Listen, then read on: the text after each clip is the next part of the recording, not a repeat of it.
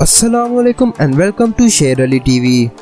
दोस्तों, international border एक ऐसी जगह होती है जो मुख्तलिफ कंट्रीज को डिवाइड करती है और आप इंटरनेशनल बॉर्डर के जरिए किसी एक कंट्री से दूसरी कंट्री में भी एंटर हो सकते हैं। ताहम कुछ इंटरनेशनल बॉर्डर्स इतने ज्यादा इंटरेस्टिंग होते हैं कि हम सभी लोगों का उनके बारे में कुछ न कुछ जानने का दिल करता है। तो आइए दोस्तों, आज की इस वीडियो में मैं आपको 5 ऐसे इंटरनेशनल बॉर्डर्स के बारे में बताने जा रहा हूँ जिनके बारे में आप इससे पहले बिल्कुल नहीं जानते होंगे। तो चलिए शुरू करते हैं अपना काउंटडाउन। दोस्तों, अगर आपने इस वीडियो का पार्ट 1 नहीं देखा तो उसका लिंक आपको डिस्क्रिप्शन में मिल जाएगा, जिसे जाकर आप चेक कर सकते हैं।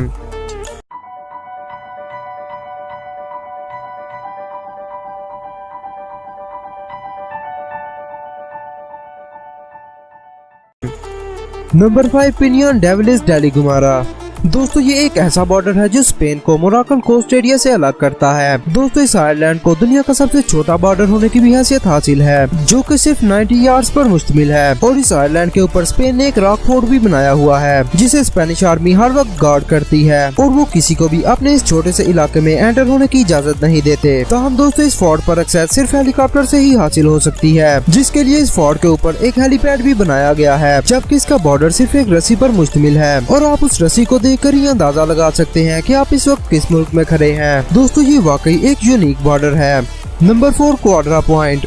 दोस्तों, क्वाड्रा पॉइंट जमीन के ऊपर एक ऐसा बॉर्डर है जो एक ही मुकाम पर 4 मुख्तलिफ ममालिक को सेपरेट करता है, जिनमें बोत्सवाना, नामीबिया, ज़ाम्बिया और जिम्बाब्वे शामिल है और ये ज़ाम्बेज़ी रिवर पर वाक़या है। दोस्तों, ये बात भी ज़ेरे बहस है कि पूरी दुनिया में इस तरह के और मुख्तलिफ क्वाड्रा पॉइंट्स भी पाए जाते हैं, जिनमें से चंद मिसालें आपको अमेरिका में मिल जाती हैं। मसलन कि आप एक ऐसी जगह पर खड़े हों जहाँ पर 4 मुख्तलिफ रियासतों का बॉर्डर हो, तो ऐसी जगह को अमेरिका में 4 कॉर्नर्स कहा जाता है। लेकिन दोस्तों, ये बॉर्डर दुनिया का ऐसा वाहिद बॉर्डर है जो एक ही वक्त में 4 मुख्तलिफ नेशंस को सेपरेट करता है। ताहम दोस्तों, पूरी दुनिया पर ये बात भी ज़ेरे बहस है कि ये एक ऐसा बॉर्डर है जो 2 मुख्तलिफ ट्राई पॉइंट्स पर मुश्तमिल है, जो एक दूसरे से 100 to 150 मीटर्स की दूरी पर वाक़या है। लेकिन दोस्तों, क्वाड्रा पॉइंट का कॉन्सेप्ट बहुत अमेजिंग कॉन्सेप्ट है।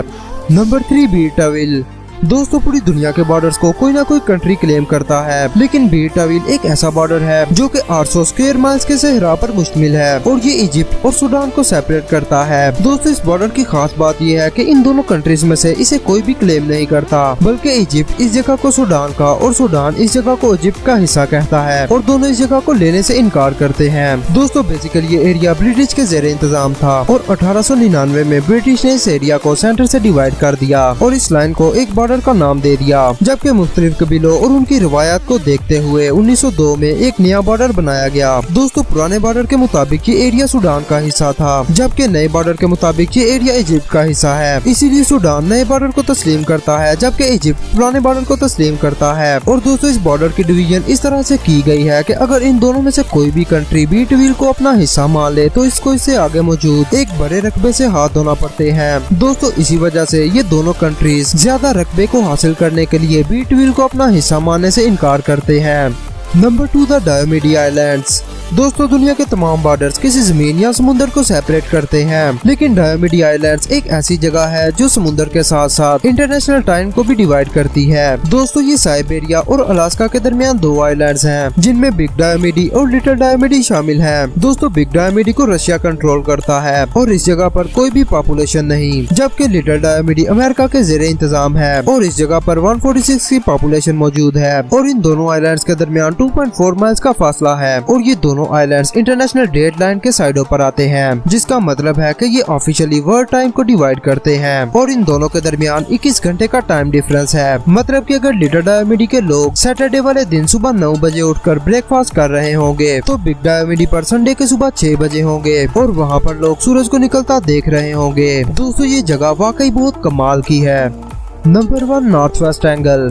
दोस्तों, नॉर्थ वेस्ट एंगल एक ऐसा इलाका है जो कि अमेरिका से ताल्लुक रखता है, लेकिन ये कैनेडियन टेरिटरी के अंदर वाक़या है। दोस्तों, ये मिनीसोटा का 123 स्क्वायर माइल्स का एरिया कैनेडियन इलाके के अंदर सैंडविच हुआ है और ये वाक़या इस तरह से पेश आया कि 1787 में ट्रीटी ऑफ पेरिस साइन हुआ, जिसमें ये बात वाज़ेह होनी थी कि ब्रिटिश के ज़ेरे इस्तेमाल कौन से इलाके अमेरिका को दिए जाएंगे और उस वक्त जो मैप तैयार किया गया वो बिल्कुल एक्यूरेट नहीं था और इसकी तैयारी के लिए मिसिसिपी रिवर को सोर्स के तौर पर इस्तेमाल किया गया। तो दोस्तों, अनफॉर्चुनेटली ये सारा इलाका कैनेडियन टेरिटरी में चला गया और आजकल एक छोटे से स्टोर जिम्स कॉर्नर को ऑफिशियल बॉर्डर मैनेजमेंट के लिए इस्तेमाल किया जाता है और यहाँ के लोग अपने घरों से निकलने से पहले इस स्टोर पर जाकर वीडियो कॉलिंग के जरिए कस्टम एजेंट से राब्ता करते हैं, या अगर उन्होंने कहीं जाना हो तो वो यूएसए और कनाडा के ऑफिशियल्स को भी इसी वीडियो फोन के जरिए इतला देते हैं। दोस्तों, इससे ज्यादा प्रॉब्लम उन बच्चों को आती है जिन्हें स्कूल आने और जाने के लिए 4 दफा बॉर्डर क्रॉस करना पड़ता है और इस सब के दौरान डेली उनका 3 घंटे टाइम वेस्ट होता है।